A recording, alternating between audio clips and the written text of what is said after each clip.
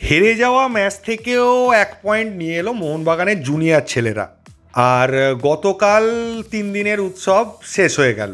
প্রথমেই বলি, আজকে সকালে ভিডিও দিইনি এই কারণে যে খেলাটা হয়ে যাওয়ার পর পুরো খেলাটা নিয়েও বলবো বলে। প্রথমে চলে আসি আজকে জুনিয়রদের খেলাটায়। সুরুচি সঙ্গের সঙ্গে খেলা ছিল। সুরুচি সঙ্গ হচ্ছে এই মুহূর্তে কলকাতা লিগের সব থেকে টাফ টিম, অপরাজিত টিম। এবং আজকের খেলাটা যদি বলেন, প্রথম দিকে সুরুচি সঙ্গ ডমিনেট করছিল, প্রথম থেকেই ডমিনেট করছিল।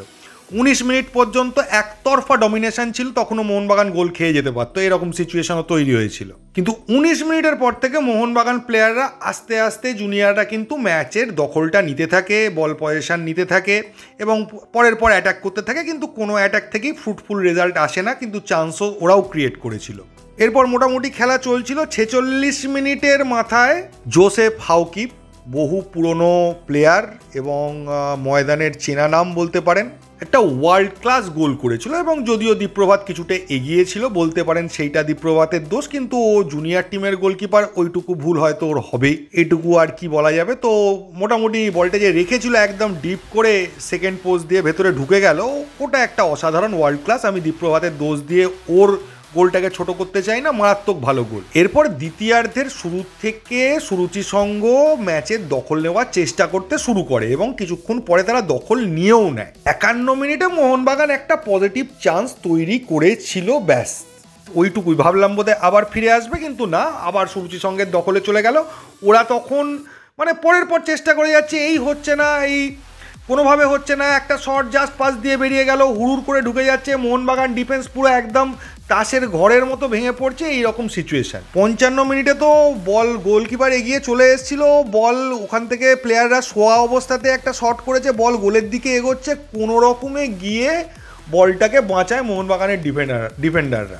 60 মিনিটে মোহনবাগান একটা ভালো সুযোগ পেয়েছিল, বিলাল ডিফেন্ডার, ও একটা হেডের সুযোগ পেয়েছিল, কিন্তু চাইলেই রাখতে পারতো, বলটা ঠিক মতো রাখলো না, পাস দিয়ে বেরিয়ে গেল, নাহলে ওপেন নেট ছিল ওটা। এরপর 65 মিনিটের পর 2-3টে আক্রমণ করে এবং দীপ্রভাত অসাধারণ কয়েকটা সেভ করে। তো এরপর ধরে নিয়েছিলাম মোহনবাগান হয়তো আরও গোল খাবে, কারণ গোটা ম্যাচে মোহনবাগান 5 থেকে 6টা গোল খেতেই পারতো, সেরকম সিচুয়েশন হয়েছিল। এরপর ডেগি কার্ডোজও কিছু চেঞ্জ করে, বৃষ্টির ইন্টেন্সিটি আস্তে আস্তে একটু কমতে থাকে। কিন্তু আজকে মোহনবাগানের জেতার চান্স কোনোভাবে কোনো অ্যাঙ্গেল থেকেই দেখা যাচ্ছিল না, এমনকি ড্র করাটাও সম্ভব বলে মনে হচ্ছিল না, কারণ ওরাই ডমিনেট করছে, ওরা খালি কতগুলো গোল দেবে সেটা গুনতে হবে, এইরকম একটা সিচুয়েশন। এরপর 83 মিনিটের মাথায় একটা কর্নার থেকে তুষার বিশ্বকর্মা কর্নারের বলটাকে একটা ফ্লিক করে দেয়, ফ্লিকটা সোজা গোলের ভেতর ঢুকে যায়।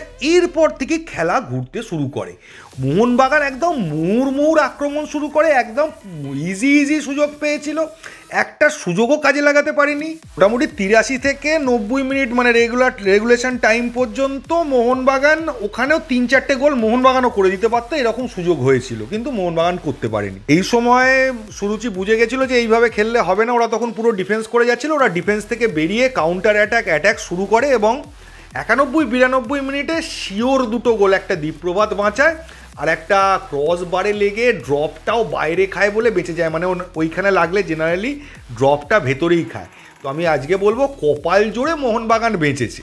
কলকাতা লিগের যে অবস্থা, তাতে 1 পয়েন্ট পাওয়াটাও এখন খুবই গুরুত্বপূর্ণ হয়ে দাঁড়িয়েছে। সুরুচি সঙ্গ যেরকম টিম এই সিএফএলে, সেটা দিয়ে বিচার করলে কিন্তু না, ঠিক আছে, 1 পয়েন্ট যে পেয়েছে এটাও খুবই ভালোই একটা বলা চলে, কারণ আজকের ম্যাচটা হেরে যেত, কোনোভাবে কোনো অ্যাঙ্গেল থেকে ড্র করারও কোনো সুযোগ দেখা যাচ্ছিল না ম্যাচের মধ্যে। এখন মেনলি যে জায়গাটা দেখা গেছে, বৃষ্টি শুরু হওয়ার পর থেকে বৃষ্টির ইন্টেন্সিটি যত বেড়েছে, মোহনবাগান প্লেয়াররা তত খেলা থেকে বেরিয়ে চলে গেছে, পাসও দিতে পারছিল না, বলও ধরতে পারছিল না, কিচ্ছু আন্দাজ করতে পারছিল না। নেক্সট যদি চলে আসি 3 দিনের উৎসবে, গতকালের ম্যাচটা, যারা ম্যাচটা ভালো করে দেখেছেন তারা বুঝতে পারবেন যে কারণে মোহনবাগান হেরেছিল, সেই কারণেই গতকাল ইস্টবেঙ্গল হেরেছে। মোহনবাগান আগের ম্যাচটা ধরে নিয়েছিল যে এও তো ইস্টবেঙ্গলের সঙ্গে রোজই খেলা হয়, হারিয়ে দেবো এমন কি ব্যাপার আছে, আসবে আবার হেরে চলে যাবে, হেরে গেল নিজেরাই।